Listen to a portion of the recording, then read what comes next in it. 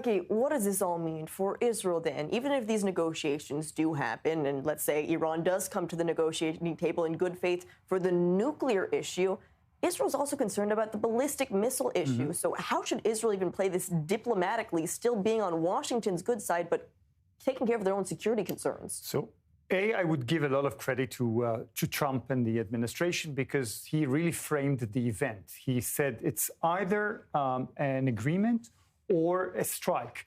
There cannot be a middle ground here or middle way.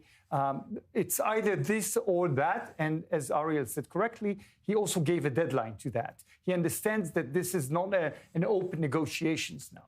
Now, the big question is what would be included in this agreement, if there is an agreement. And I would add to that there is, I would say, a bitter disagreement within the Iranian regime because the Supreme Leader Khamenei is not willing to go all the way on an agreement with the Americans, unlike others who understand that in order to save this regime, they have to go for a deal there. But from the Israeli point of view, the best outcome to this event would be changing the regime, no doubt, because this regime is deceiving. This regime has proved again and again that they are not sincere in their, or they are sincere in destroying Israel, but not sincere in any other way.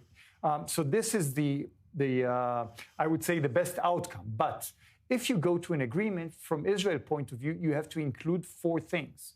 The first thing is obviously the enrichment, the nuclear enrichment. But the second thing is the ballistic, the missiles. The third point is the support for the proxies. And the fourth point is the supervising, the monitoring of all this process. Everything has to be included. Now, you remember the meeting between the Prime Minister and President Trump in Mar-a-Lago months ago? Then Trump referred to the ballistic missiles and said this is a concern and the U.S. is going to deal with that.